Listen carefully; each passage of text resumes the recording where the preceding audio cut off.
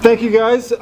Thanks Andy for being here. My pleasure. So I'm going to start out this question or this interview by admitting that you and I have met once. Yes. Before today. Yep. So my first question is, who are you and what do you do? Who am I? Well, my name's Andy Weigel, and my wife Sandy and I have been married 28 years. I got two boys, 18 and 19, originally from Nebraska. My wife is also from Nebraska, but now we both lived in California longer than we grew up in Nebraska. And I'm a single career commercial real estate my whole life, but the avenue of getting there was, it looks like a straight line, but it had a lot of confusion. So I'm putting myself kind of back in your shoes to go, yeah, I remember the confusion of what's next and not knowing what's around the next curve. My kingdom purpose is twofold. I'm a kingdom investor. And I'm a kingdom connector. So my passion is in global missions engagement and strategically partnering to get the gospel where the gospel isn't.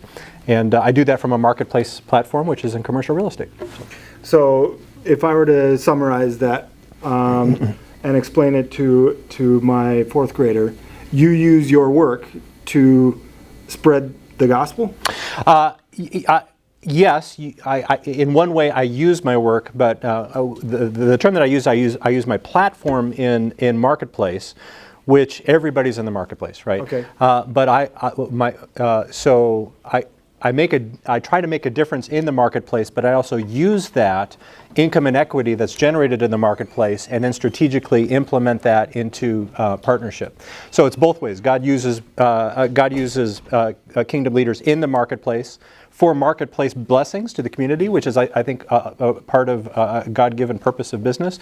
But the other piece of that, which is less often applied, is using those resources and influence and relationships in the marketplace then to strategically engage with kingdom building. Does that help clarify it a little bit more? Yeah, that makes sense. Okay, so you seem like the kind of person, I mean, the first thing you said was, my purpose is. Right? That's how you started this out. My purpose. Well, you asked who I was. That's a profound question. So yeah, exactly. So let me ask you this. Have you always known what your purpose is? Oh my gosh, no. Okay. Tell me about a time when you had no idea when you knew it. Well, it would be easy to just go back. For me, it's BC. I was one of those before Christ. So, so I grew up in what we would say a CEO Christian family, Christmas and Easter only. But then when I met Jesus at 15, it completely rocked my world, just changed my life. So I kind of went from being a religious church-going guy to meeting Jesus at 15, and that's so that was 37, 38 years ago, and at that moment, in that time, my purpose of kind of who I am all fell into the right category. So I knew I was loved. I knew that I was created for a purpose. I knew that I would never have to be alone. I had a peace that has never left me for 37, 38 years, regardless of the horrible circumstances. So from that big picture, I remember vividly what it was like before I knew Jesus, and there was no purpose. Since then, I knew that I had a purpose, and I knew that God had that purpose for me. Even though I didn't know what that was, I wouldn't have been able to fill in that blank, and that was another journey of trying to figure out, like with what I just said, as a kingdom investor and a kingdom connector. That hasn't been that long, but the last few years that I would even be able to say that. So as far as clarity of purpose, that's definitely a long journey for me. In fact, I remember in my 20s and 30s, I would be so jealous of friends of mine who would say, what, I've always wanted to be a youth pastor, and that's always wanted to be, and that's just who God made me to be. And I just look at them and go, really? How can you have that kind of clarity? How do you get that? Because I was definitely not one of those guys who had that kind of clarity. I knew I loved Jesus. I knew I wanted to make a difference. But the struggle of the years of trying to figure out what that means for me has been a long process. So, you started answering some of my questions as you were talking. But when you at 15, when you discovered that you had a purpose, like God says you have a purpose. I made you for a reason. Right. And then there's this divide between that, you hold that truth in one hand, and then the idea that, but I don't know what that purpose is. Right. How long has it taken you, and maybe you're not even there yet, how long has it taken you to cross that divide and feel comfortable and clear about what your purpose is? How long did that take you? With the kind of clarity that I just articulated it, I'd say that's only been in the last 5 years. I'm 52 years old. So that took me to my late 40s. So I would say I went into my 40s knowing that I'm still, I'm definitely one of those journey guys where it's definitely about the journey, and every day I don't know what I'm going to face tomorrow, and you know, here we go. But the kind of clarity, I think you got to fight for that. You got, I mean, and that takes. It's a process of time. It's a process of experience. And you know who I am right now in my 50s. You know, hey, I don't know what it'll be. Ask me, you know, in 10 years, and we'll see what the circumstances and experience and what God's telling me to do then. Based on my experience, I've got a lot of clarity that is based on just a lot of years and decades of fighting for that. I'm very intentional, though. I'm one of the most intentional guys that you'll meet when it comes to trying to answer those kinds of questions. I'm incredibly deliberate in doing the homework that I need to do my part to answer those kinds of deep questions. Far more probably than many. Is it, I don't know if you guys feel like this, but I think I could interpret your attitude toward not knowing who you're going to be in 10 years from now, negatively or positively. I mean, for some people, that could be really depressing. Oh, yeah, totally. Yeah. He doesn't even know who he's going to be in 10 years. Right. How am I supposed to know Right. who I'm supposed to be right now? That's one side of it, but Yeah. then the other side of it is maybe that gives you a lot of energy, and it makes you look at life like I'm going to go discover something. You phrased that so well, and I am so grateful that God hasn't shown me what tomorrow looks like, and I love worshiping a God that I don't even fully understand, that He keeps things from me that have to be revealed one day at a time, sometimes one moment at a time. And because I have discovered Him to be trustworthy, and I've discovered Him to be somebody who is continually revealing different aspects about Him, like a diamond that has new facets that I haven't even seen yet, and knowing that it'll take a lifetime of journey, and still in my life, with still knowing that there's every single day I wake up and there's something new that I get to discover about who Jesus is, about what my purpose is, about His faithfulness, about His Word that I get to read over and over and discover new things in it, and what opportunities that I might have to be able to engage with my purpose and what, you know, is something that I can bring to the table, and knowing that that is a journey I get to have every single day with every breath and heartbeat that I have. Yes, I do like the fact that I don't know everything, and the process of discovering definitely pulls me forward every day. Yeah. So when you were 18, leaving high school, did you go right into college after high school? I did. Yeah. So let me ask you about that part of your life. What kind of student were you in high school and college? So I was a pretty good student. I did my homework and checked all the boxes, and that gave me the opportunity to get into a good school. I went to Pepperdine University and went in with high expectations, and all of them were exceeded. I absolutely had an incredible experience there, but I didn't go where I thought I was going to go. I actually went in as a double major of religion and psychology, knowing that I wanted to go into ministry, and I knew I wanted to make a difference in kingdom work. And through the confusion of that, finding out, a degree in psychology really means nothing unless you're going to go on and get a PhD, and that means you get 10 years, and I didn't. I don't want to spend 10 years in college. Why in the world would I want to do that?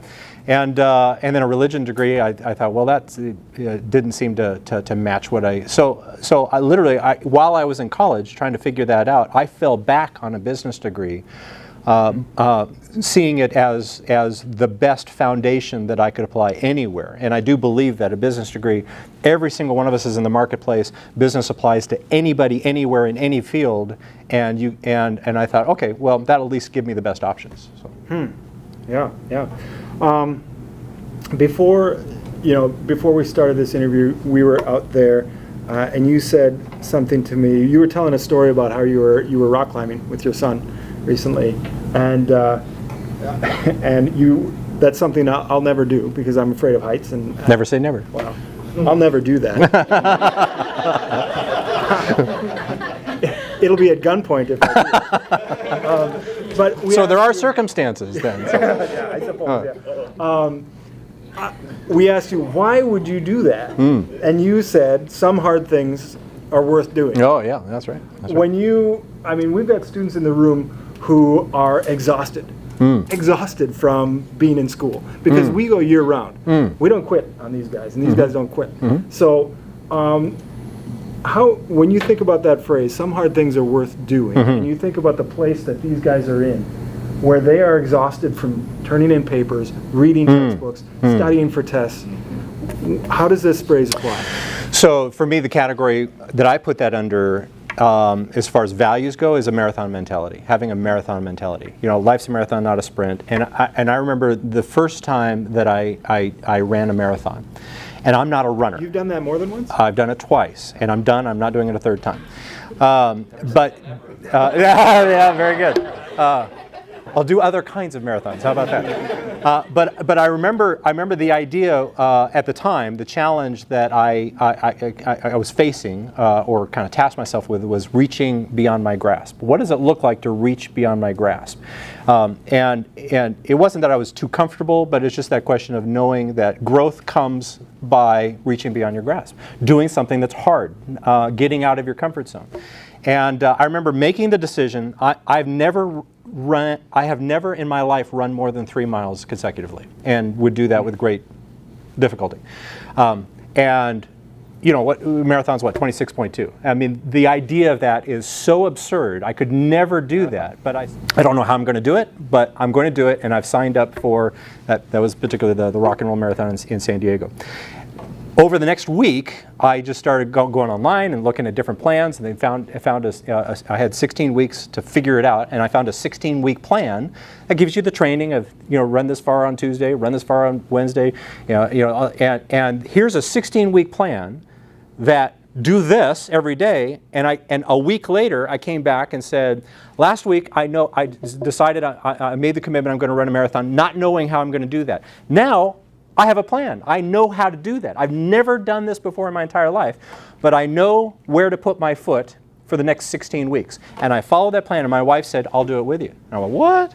And I thought, well, that's the coolest thing. I had no idea that she would be inspired to do it with me. And we ended up training together and running together and crossing the finish line together, doing something hard together. I'll put this thing back. Put it right here. There you go. Now there's a second part to that, to the marathon lesson as I got it. So after we did all of that, as we came to the end of that, the training time, I basically said to my wife, been nice training with you, it's really good. I'll see you at the finish line, because it's really an individual race. And she looked at me rightfully like I had just been the most idiotic, horrible husband in the world, which I was, and insert foot in the mouth, and I thought, yeah, that was not the right response. I repent of that. Let me come back and say, of course we've trained together. Of course we'll do this together, and so we did.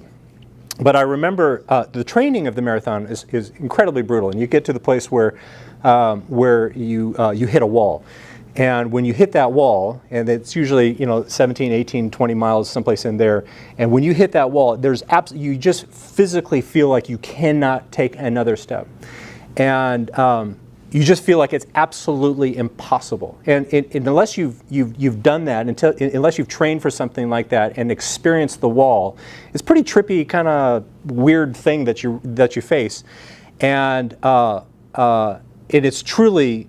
The only thing that helps you to take that next step is it's the iron will of I will not stop. I absolutely will not stop. And you break through that wall. And once you get like just a quarter of a mile past that wall, all of a sudden you fall back into it again, and then you just keep on going. You don't run your second marathon until after your first marathon. The pain of that goes away. And about 18 months later, the pain had gone away, and I found myself looking for the next challenge. And I said, "Okay, I think I'm going to run another marathon." And my wife said, "Have fun. I'm done." And in my mind, I'm thinking, you know what? She's a natural runner. I'm not. She's petite. I'm big. She is, just structurally just a much better runner. But she had to overcome some physical pain. She had some problems with her knees. So her experience was really, she was my hero, because she trained through pain and ran it through pain, and then said, done. Because every marathon that you run it's not good for you. Your body's not built for a marathon. Yeah. But in my mind, I said, you know what? I'm going to cut some time off, because she may have slowed me down a little bit. And so I increased my goal, and I thought, I'm going to knock 20 minutes off my time. And so I trained for the second marathon, but I lost I chose not to have a training partner, so I trained alone. And I ran the marathon alone, and I didn't not only drop 20 minutes off my time, but I ended up 45 minutes longer on my second marathon. It was the most miserable experience because I didn't have the accountability. And the Lord told me, He said, you forgot the lesson of the first one. Remember the lesson of the first one. And I distinctly remember breaking through that wall in the training and the Lord saying, look to your left and see who's next to you. And it was my wife who was training with me. And He said, look what you inspired. I will get you across that finish line, but look who you inspired to bring along the finish line with you. And I said, Lord, I got it. This is the spiritual lesson that I knew God wanted to teach me something through this. This is the spiritual lesson. And the second marathon, the Lord said, look to your left, who's next to you. I was all alone. He said, you're all alone, and you are not finishing well because you thought you could do it all by yourself. And I said, Lord, I got it. He said, spend your life inspiring others to get across the finish line with you. I'll get you across the finish line, but inspire others to join you in the journey.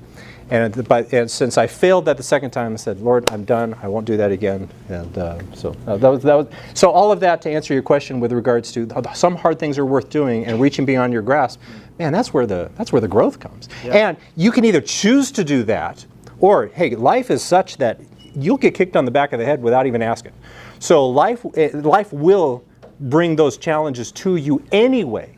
And if God's going to bring those challenges to you anyway, why not train for it within, so learning self-discipline so that when those hard things happen to you, you at least have some tools to deal with it, because hard things will happen to you without asking.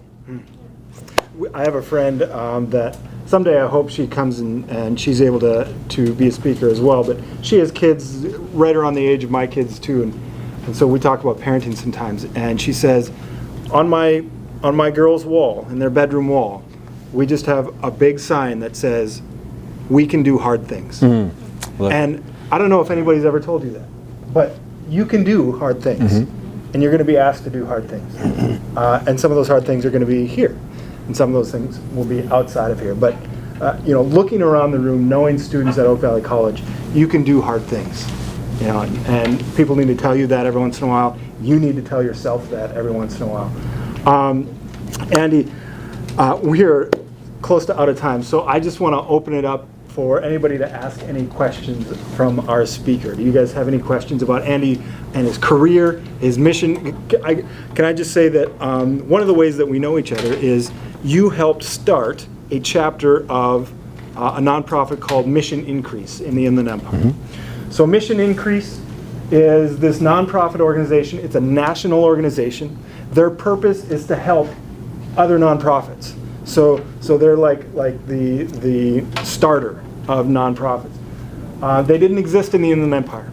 And Andy was one of those people who said, this seems like a mountain I should climb. And you climbed it. And now we have Mission Increase in the Inland Empire.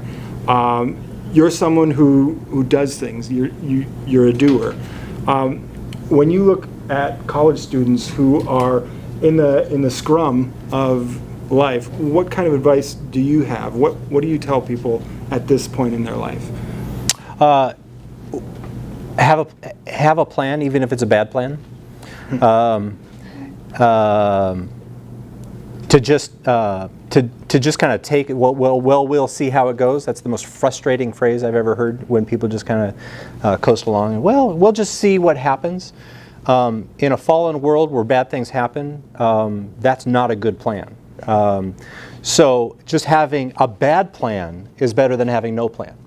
And we were talking about that, that idea of failing forward. I have failed so many times, and the things that I have learned most profoundly are through the failures. But when you fail, you go, most failures, the vast majority of failures are not fatal. They may hurt, and you might go, well, I wouldn't do that again. But the experience that comes from that is now I will make a better decision. And that's what brings maturity. Is the only thing that brings maturity is experience. The only way you get experience is by making bad decisions. And the only way you make bad decisions is by making a decision, and then figuring out the difference between good and bad decisions. But make a decision, and then learn from it and apply it. So there are some people who say, I never fail. I either win or I learn. I win or I never fail. I like that. Okay, questions. Adela. Did you get your master's? I chose not to get my master's. I thought about it, and instead I went the professional certification route. So when I got my BA in business, and they said, okay, I can go back and get my master's, or since I got into commercial real estate, I'm a second generation commercial real estate guy. I grew up mowing the grass and picking up the parking lots of the family properties, and thought, okay, so I had kind of a head start. I understood the vocabulary. I understand. My dad just is a very, very smart real estate investor, and being in his household, he downloaded a lot of stuff that helped me understand and get started. The reason I lost track, your question was? Master's. So I thought, would a master's help me in moving forward with what I'm doing? What I really want is a master's degree in commercial real estate, and I don't know who offers that. So I chose to go the professional certification route. There's something called the CCIM. Certified Commercial Investment Membership, which is kind of like a master's degree in commercial real estate and financing. So I got my CCIM designation, and then I got my CPM, which is Certified Property Manager certification through IRM, the Institute of Real Estate Management. And those are what for me practically became my master's degree. Was through that, because if I went back to school, I would get the education there, but I really wanted it something that would be most practical for my career, which is commercial real estate. So, hey, that's worked for me. So, thank you so much for being here. You bet. Thank you for inviting me. Yeah.